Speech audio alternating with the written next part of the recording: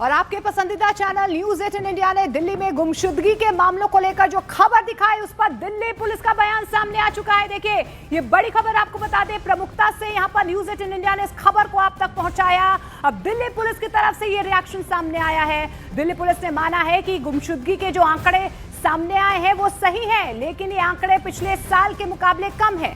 Delhi police ने news 18 India को बताया है कि गुमशुदगी मामले के पीछे अब तक कोई संगठित अपराध का मामला सामने नहीं आया है, यानी कि अब तक की जांच में गुमशुदगी के मामलों के पीछे कोई क्रिमिनल गैंग नहीं पाया गया है। पुलिस ने यह भी कहा है कि इसे लेकर किसी भी अफवाह पर लोग ध्यान ना दें।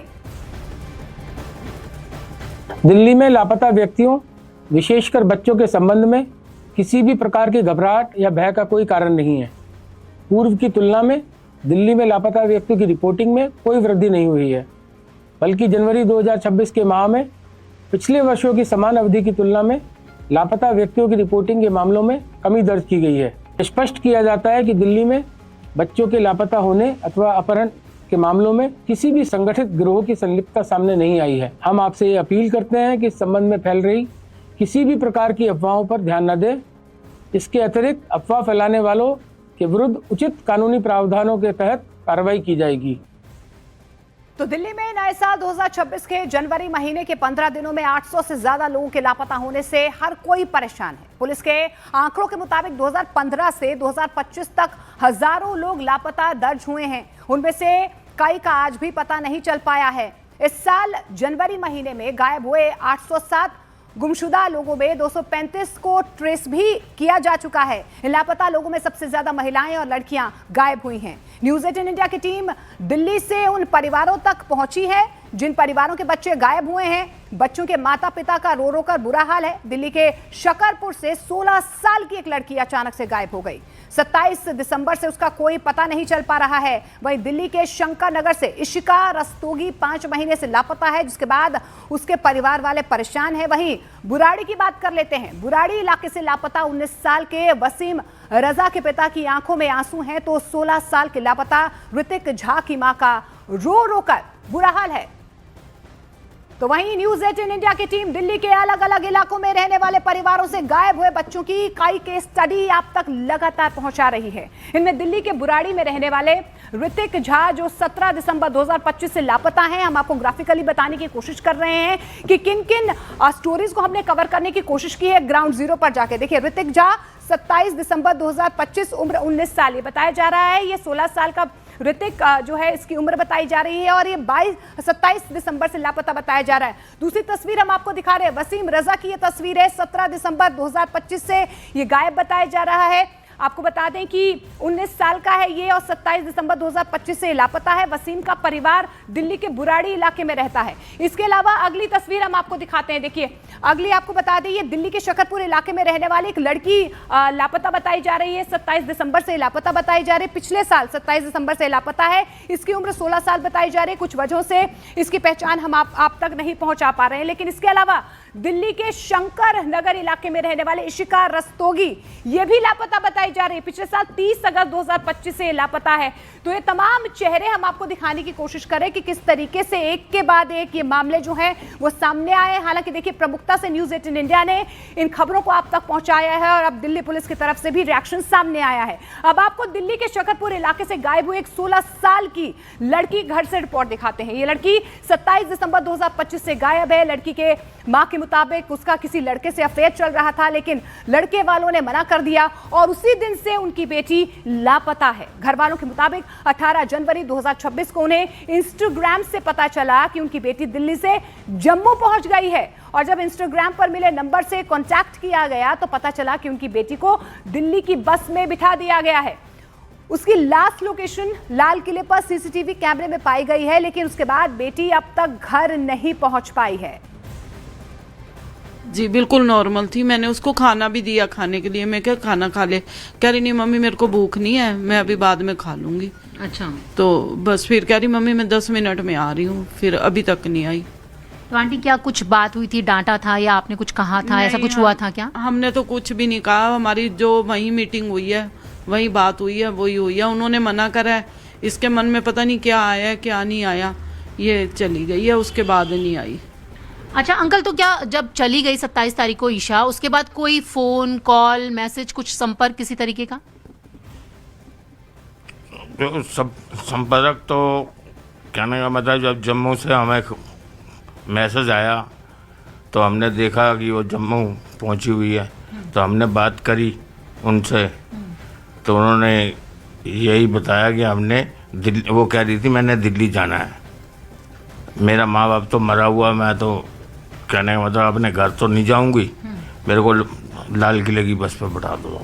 अच्छा। उन्होंने उसको लाल किले की बस पे बैठाया। उस टाइम बच्चों को समझ नहीं लगी कि फ़ोन किस में मैसेज, जिस फ़ोन में आया था मैसेज उसका समझ नहीं आई। वो तो एक दिन ऊपर हो चुका था, तो हमने फिर उसको तो पुलिस वालों को बताया। पुलिस वाले हमारे साथ लाल किले गए, उन्होंने कैमरे खुलवाए, कैमरों में नज़र आई है बस। अच्छा।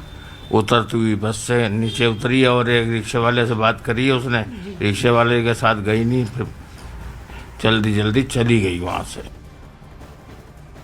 और दिल्ली में लापता लोगों पर दिल्ली पुलिस का बड़ा बयान यहां पर सामने आया है। दिल्ली पुलिस ने कहा है कि हमें कुछ सबूत मिले हैं। पुलिस ने यह भी कहा है कि कुछ लोग पेड प्रमोशन के तहत आंकड़े फैला रहे हैं। पैनिक फैलाने और निजी फायदे के लिए आंकड़ों का इस्तेमाल यहां पर किया जा रहा है। ये देखिए, एक और रिएक्शन यहां पर दिल्ली पुलिस की तरफ से बाकायदा सामने आया, ऑफिशियल स्टेटमेंट जिसे कह सकते हैं। दिल्ली पुलिस ने कहा है कि हम ऐसे लोगों के खिलाफ सख्त कार्रवाई करेंगे। तो एक बार फिर से आपको बता देते हैं, दिल्ली में जो लापता लोग हो रहे हैं उनको लेकर दिल्ली पुलिस की तरफ से यह बड़ा बयान सामने आया। दिल्ली पुलिस ने कहा है कि हमें कुछ सबूत मिले हैं।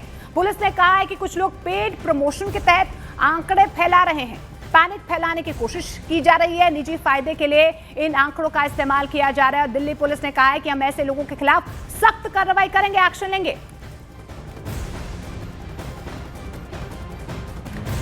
खैर देखिए, ये नया एंगल सामने आया इस मामले में, और अब आपको दिल्ली के शंकर नगर इलाके में रहने वाले इशिका रस्तोगी का मामला भी दिखाते हैं। इशिका बीते 5 महीने से लापता है। 30 अगस्त 2025 को इशिका अपनी दादी से 250 रुपए लेकर ये कहकर गई थी कि वो अपने भाई से मिलने जा रही है। तब का दिन और आज का दिन इशिका गायब है। उसके बारे में बस इतना पता चला है कि वो गली में लगे सीसीटीवी में पैदल घर से दाहिने तरफ जाती हुई नजर आई है।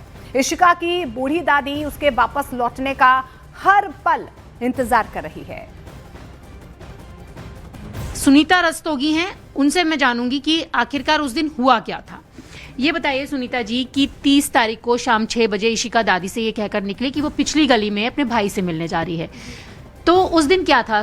कुछ नॉर्मल, सब कुछ नॉर्मल था या कुछ बात हुई थी? वो डेली जैसे सैटरडे था, कॉलेज नहीं गई थी, अपना रूटीन का नाश्ता वाश्ता करके पढ़ने बैठ गई थी शाम को। और उसके बाद पढ़ने के बाद 6 बजे वो उठी और बोलती है मैं अपने भाई से मिलने जा रही हूँ। और फिर वो गई है। उसके बाद 6 बजे के बाद 9 बजे उसके फादर आते हैं, तो उन्होंने पूछा अपनी मम्मी से, इशिका की दादी से, कि बिट्टा कहाँ पे है। तो वो बोलने लगी वो अपनी भाई से मिलने गई हैं। तो बोलने लगे कि ठीक है मैं फ़ोन करके बुलाता हूँ उसे। फिर उन्होंने फ़ोन मुझे करा है, तो पता चला कि इशिका मेरे पास तो आई ही नहीं हैगी।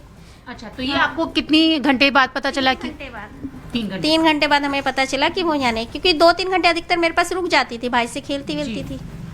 अच्छा, ये हुआ था। तो फिर जब आपको पता चला 3 घंटे बाद कि इशिका आपके घर पर भी नहीं पहुंची है और दादी के घर पर भी नहीं है, उसके बाद फिर क्या आप पुलिस में गए? हम पहले अपने बेस पे आसपास ढूंढते रहे, हो सकता है शायद कोई फ्रेंड वगैरह हो या कुछ आसपास से पूछा, मंदिर वगैरह देखा। उस समय गणेश चतुर्थी का उत्सव चल रहा था, तो हमने सोचे शायद मंदिर भी जाती है, तो हमने मंदिरों में देखा, आसपास वहाँ नहीं थी। फिर हम रात को 11-12 बजे के आसपास थाने गए हैं कंप्लेंट लिखवाने, लेकिन उन्होंने मना कर दिया था कि अभी 24 घंटे तक तो कोई FIR नहीं लिखी जाती है और गुमशुदगा की रिपोर्ट लिखी जाएगी बस। दादी आप बताइए, आपसे पैसे लेके गई थी इशिका? क्या बोल के गई थी? नहीं कह रही, मैंने कहा भूमि कहते हैं घर में। अच्छा। तो भूमि मैंने खाना बना दिया, तो तू खा कर चली जा। तो कहने लगी अम्मा अभी नहीं खा रही मैं ना वो बुआ के जाऊंगी, तो जो तुमने सामान मंगाया वो ला दूंगी और मैं ना भाई से मिल के आऊँगी, मुझे थोड़ी देर हो जाएगी। फिर क्या हुआ दादी उसके बाद? बस ये ढूंढने ढांढने में लग गए। तो परिवार परेशान है और दिल्ली पुलिस ये कह रही है कि पिछले साल दिल्ली में जो गुमशुदगी के मामले दर्ज हुए हैं उन आंकड़ों से इस साल बढ़ोतरी नहीं हुई है। ये बात भी बिल्कुल सही है।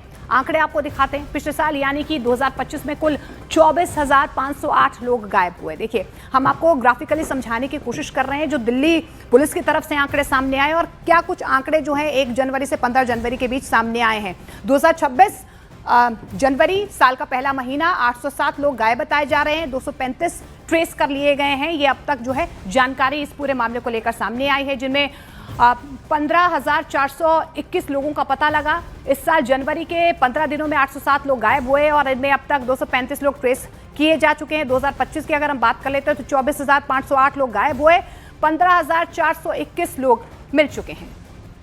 और देखिए, दिल्ली में अलग अलग इलाकों में किसी का बेटा गायब हुआ है तो किसी की बेटी अभी तक घर लौट नहीं पाई है। इस रिपोर्ट से समझिए लोगों का आखिर दर्द क्या है।